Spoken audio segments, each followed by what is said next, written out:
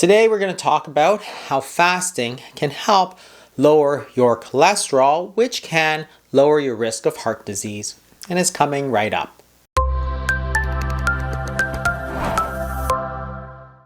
Cardiovascular disease, like heart attacks and strokes, have lots of different reversible risk factors, such as being overweight, having high blood pressure, and diabetes. Fasting can help with all of these, but in addition to that, it can also lower your cholesterol, which is also a risk factor. In animal studies, time-restricted eating, which is a form of short intermittent fasting, reverses many of these things, including the cholesterol. In human studies, however, a lot of them have looked at healthy people and not necessarily at people who have diagnosed metabolic syndrome and are therefore at high risk of cardiovascular disease. So we're going to look at this study today, which was recently published and looks specifically at those people who already have metabolic syndrome, and most of them are already on medications, and whether or not adding something such as time-restricted eating can amplify some of those benefits. So we know that the body follows a certain circadian rhythm, and what that means is that over the 24 hours of the day, the different systems of our body, such as the endocrine system, the autonomic nervous system, and our metabolic hormones, all change according to the time of the day and when we're eating. We also know that eating erratically can alter that circadian rhythm. People who do a lot of shift work, for example, can be put at risk because of this alteration of the circadian rhythm. But the other thing that's really changed is that eating for very extended periods of time might not allow our bodies to get back into this sort of natural rhythm. And animal studies, again, show that restricting these feeding periods can have tremendous benefits in terms of reducing the body weight, the blood glucose, but also the cholesterol and triglycerides, and also raises the lifespan, but also the health span. That is, these animals tend to live longer, but they also tend to be much healthier than than animals that are allowed to eat all the time. This is especially important because the way that we eat has changed dramatically since the 1970s. In the 1970s, the average person in America and Canada would eat, for example, at 8 o'clock in the morning breakfast and 6 o'clock dinner time. And there's no snacks in between and there's no snacks afterwards. So what that is 10 hours where you're eating in 14 hours when you're fasting. And this was considered a normal baseline. This was something that you just did day in, day out. There's a time that you eat and the time that you don't eat, which was the fasting period, which is why breakfast is called that, the meal that breaks your fast.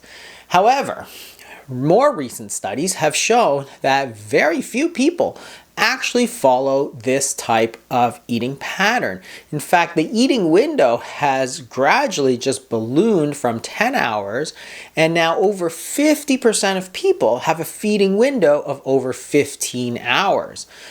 That is, they eat almost as soon as they get up, and they don't stop eating until they go to bed. 15 hours means that you're only spending about 9 hours not eating, of which about 8 of that might be spent in bed sleeping. So this is a dramatic change from the 1970s to today, because we believe that eating small meals constantly, we believe that eating grazing, for example, is very healthy for us. But I'm not sure that's true, and this is a study that looks at that exact question. So what they did was they took people who ate for over 15 hours of the day and shortened that to a 10-hour window. And they called that time-restricted eating, which was a 14-hour fasting period. And they did that by delaying the time that you ate in the morning and sort of advancing the time that you ate at night. So eating a later breakfast and eating an earlier dinner, so you shrink the window, but not by necessarily skipping meals. The other thing they did was try to increase the regularity of the meal so that you ate at a specific time in the day. In essence, what they're trying to do is go back to that 1970s eating pattern. Many of these people were on medication. 79% were on a statin, which is for cholesterol, and 63% were on a blood pressure medication. And in this figure, it shows you exactly how they did it. These are individual participants, and you can see in the orange their baseline eating habits when they ate, and you can see it's stretched out all throughout the day. And the blue is the eating pattern after they went on the study, and you can see that it's very much more consolidated. And what effect did that have on their metabolic parameters? There was no specific recommendation to decrease calories, but nevertheless, by simply consolidating your eating periods, the number of calories also dropped.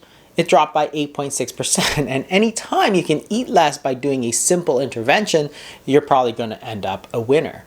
And by doing this, they found several things. First of all, weight loss averaged 3.3 kilograms over the 3 months of the study.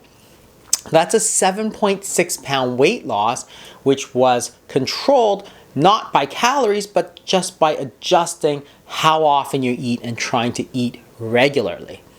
And that weight loss translated into lower body fat and the more dangerous visceral fat by an average of 3%. They decreased their waist circumference, and somewhat of a surprise, they found that people had a significant improvement in restful sleep by 23%. That is, they felt much more rested after getting up in the morning. And that wasn't exactly expected, but if you're eating all the time, perhaps that may throw off the circadian rhythm of your natural hormones, many of them which alter with eating, and therefore perhaps that sleep might be improved by not eating so late at night. And that's a huge, huge thing, because disordered sleep is going to contribute heavily to stress and probably weight as well. So what about cholesterol? The total cholesterol decreased by 7%, and the LDL, which is one of the measures that people often look at in terms of considered high risk, the so-called bad cholesterol, although it's not a very accurate term, decreased by 11%. And this was despite the fact that almost 80% of these people were already on a medication called a statin. The expected decrease of cholesterol from the weight loss alone was only about 3%, so the fasting actually improved their cholesterol much, much more than expected for that weight loss. And this is not the first time that it was shown. Another study by Butani et al. Earlier showed that a more intensive form of fasting called alternate daily fasting, where you spend 1 day fasting and 1 day not fasting, lowered the cholesterol by about 25% and the dangerous triglycerides by 32%. So that's a very significant drop in cholesterol by fasting. And even the less intensive sort of 10-hour time-restricted eating did quite a bit of benefits. Not only that, but the blood pressure, which is a key component of cardiac health, something that doctors measure all the time, dropped by about 4%, which is almost the same effect that you would see if you were taking a blood pressure medication. And despite the fact that it was only a 3-month study, and with no instructions to continue it, when they contacted the patients after 16 months, the majority of them, over 60% of them, were still following time-restricted eating, either part-time or full-time, demonstrating that this is not only an effective intervention, but it can also be sustained for a long period of time, years, and in fact, over people's lives. So the important thing to understand here is that there's lots of different ways we can impact our health. But this very simple fix, just by consolidating the meals, can do two things. One, it can allow you to eat less, but it also allows you a framework where you can simply say, well, you know what? It's late. I shouldn't be eating. I won't be eating. So it's a very simple intervention. So really try to consider adding that into your regimen. Thanks for watching, everybody. I hope you learned something. If you did, you might consider having a look at some of these other videos on fasting that hopefully will help you. Share it with a friend maybe, and they may learn something too. Thanks, everybody. I'll see you next week.